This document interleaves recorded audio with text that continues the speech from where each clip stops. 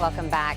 The book Life on All Fours is a love story framed by loss and narrated by one whose four paws are firmly grounded on the floor. It is two stories, but one shared journey, a dog and a man, and the hearts that they touch along the way. Author David Fredrickson is here with us to talk about an opportunity to hear him read from his book. Ethan Smith Cox is also joining us to talk about how this event is benefiting Southern Arizona AIDS Foundation. Gentlemen, thank you so much for joining us. And I said you both look very sharp here today, so thank you. And this book, I said I didn't really want to give it away, introing it, because I think it's an amazing story. Tell me how you even came about with this story.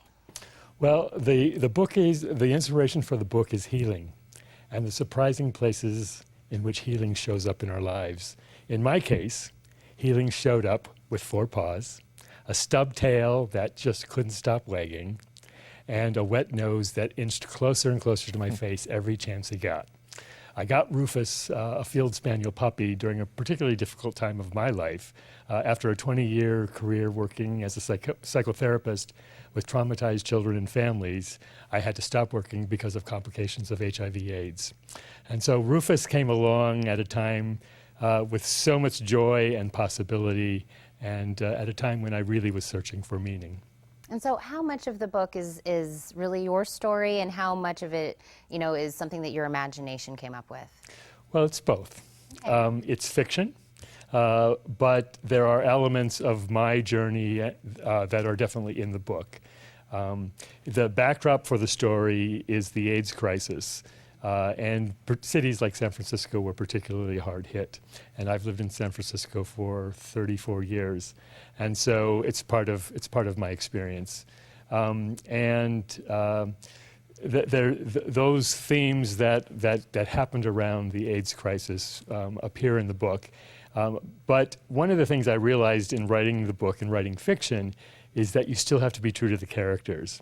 And times, even though it's not my story, I had to be true to the characters. And that's just a really important thing. And when I strayed away from that, when I thought the themes were too close to my own story and it made me uncomfortable, and I tried to write safely, the story really became inauthentic. Mm. I think that's amazing that your view of it is so broad, and being able to kind of like a tug and pull between the two. And now, Ethan, how is it that you became open to this book, or did you pick up this book randomly? No, not at all. Actually, David reached out to us and asked us if we would be interested in teaming up on something, and I've never turned down a good offer, so we absolutely said, yeah, let's make sure that we can do something. And we actually started talking about this probably 5 or 6 months ago, and then trying to find the right time and right place for it. And things really kind of fell together, and we'll be out at Antigone's on 4th Avenue for the reading. So yeah, it's going to be a great event. And I know, David, you have done several events that kind of benefit organizations that, of course, have something to do with AIDS or HIV. This is something that I think that it makes sense, but at the same time, why go out and kind of make that correlation between the benefiting of it? Right.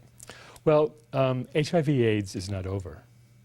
And organizations like SAAF do incredible work supporting people who are both infected and affected by this disease. And people are still contracting HIV, particularly in marginalized and oppressed communities. Those who have been living with this disease for decades still are suffering from side effects from the medications. And there's a new phenomena where long-term survivors are developing premature aging. So health problems that normally aren't seen until much later in life are starting to appear. And then there are a whole host of people who lived through the crisis. Again, people affected and infected and affected, who just witnessed this traumatic event. So many died. There was so much shame, so much stigma, fear, even hatred.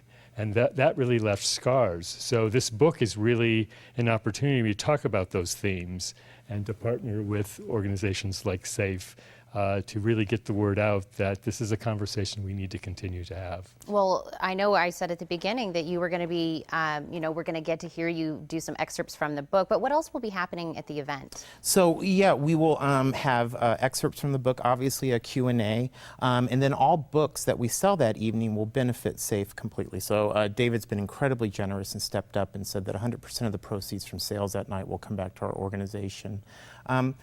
We really refer to this kind of as the forgotten epidemic.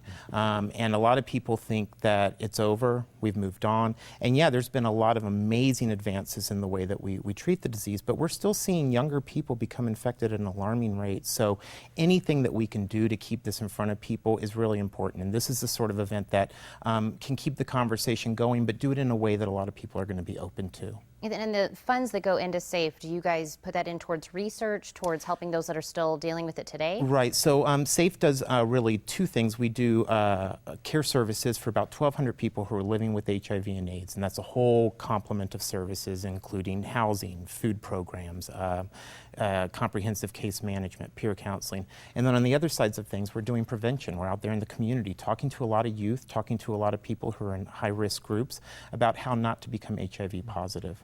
Well, I think this is a great opportunity to get educated, to benefit SAAF, and also, David, to get a hold of your book, to hear from you, and get a little Q&A with you as well. So I want to thank you both so much for stopping in today with me. Thank you, Thanks, Tina. Absolutely. You are invited to attend a reading and signing of Life on All Fours tomorrow at 7 p.m. at Antigone Books. For more information about SAAF, you can call 628-SAAF. That's 628-7223, or log on to SAAF.org.